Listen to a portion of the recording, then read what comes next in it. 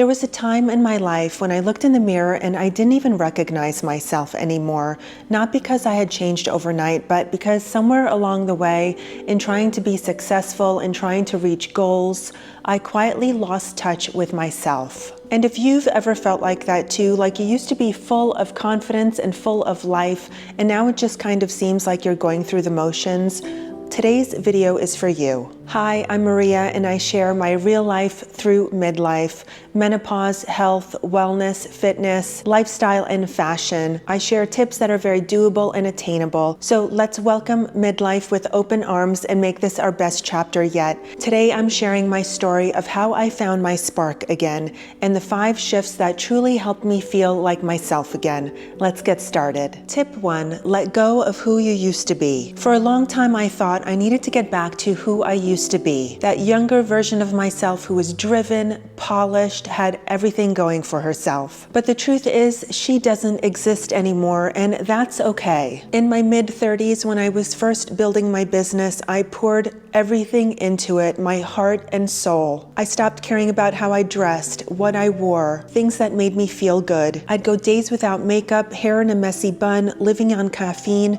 telling myself, this is what success is all about. I poured every ounce of energy into building this business, and I completely lost who I was. Fast forward 6 years, when I finally hit my goal, opened my storefront, and achieved my dream, my goal, what I had been working so hard for. I looked around and thought, now what?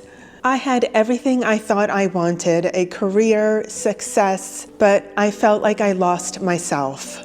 Letting go of who you used to be doesn't mean that you are giving up your best self. It means releasing the guilt of having changed. It's about giving yourself permission to evolve, even if it means starting from scratch. Tip 2 is to redefine your success. When I finally stepped back and tried to do a bit of self-analysis, I had finally realized that I had built my entire identity around achievement, around success, and around these goals. And yes, achievement, success, reaching goals, it all feels really, really good, but it wasn't the same as feeling fulfilled. So I started asking myself different types of questions.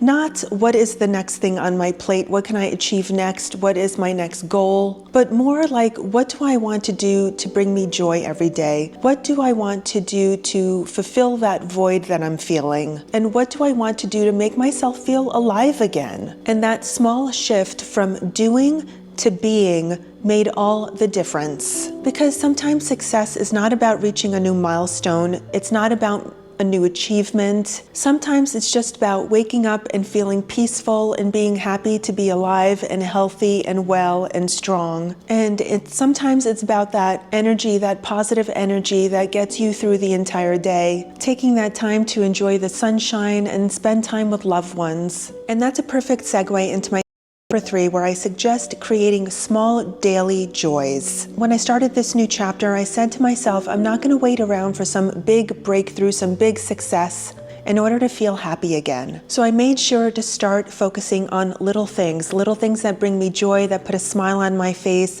that give me positive energy. Little things like lighting a candle while I'm working, or making sure I style my hair and put on a little makeup every day to feel like myself, or transforming my house into a home and making it feel beautiful and cozy. These micro joys, they don't sound like much, but believe me, they add up because they're all a part of you. They're a part of what makes you yourself. And when you start to feel like yourself again, your energy changes, and the people around can feel that, and you can feel that for yourself. My tip number 4 is to use motion to fall in love with your body again. There was a long stretch of time where I was punishing my body. When I was building my business and trying to keep it afloat, it was very normal for me to pull 15-hour work days on a daily basis. I was either pushing my body too hard or completely neglecting it. I barely had time to sleep, let alone take care of my body. But now in this new chapter, I definitely have reframed my thought of movement. And I love to move my body because it makes me feel strong, makes me feel healthy, youthful. And it brings me a lot of joy. We're only given one body, and we have to love our body and treat it like a temple. Sometimes it takes seeing a loved one decline in health to realize how just important your body is to yourself. And maybe that's what it takes to put things in perspective, but hopefully not. The way I look at movement in midlife, it's about longevity and strength and mobility. It's not about counting calories or losing weight. For me, moving my body grounds me, clears my head, and reminds me that I am strong.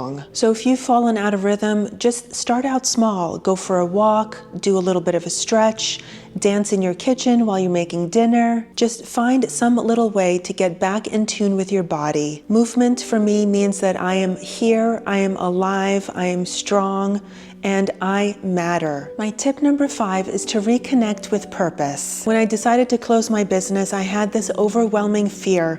Had I made a mistake? Was this the right thing to do? Maybe I was happier than I thought, and maybe I won't be as successful going forward. And maybe I'd never find the same sense of purpose again. But I've learned that purpose doesn't always roar.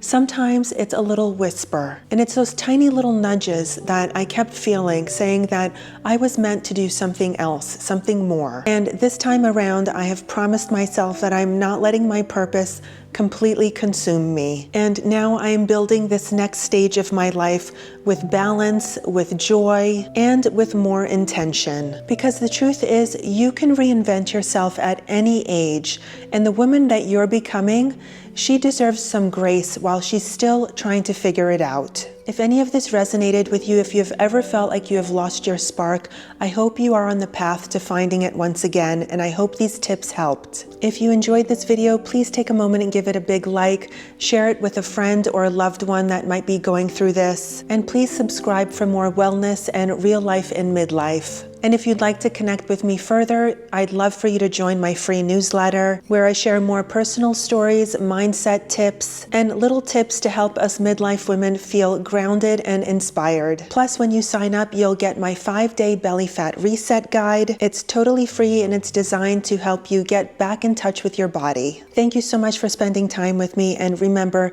midlife is our time to shine brighter than ever. I'll see you in the next video. Bye.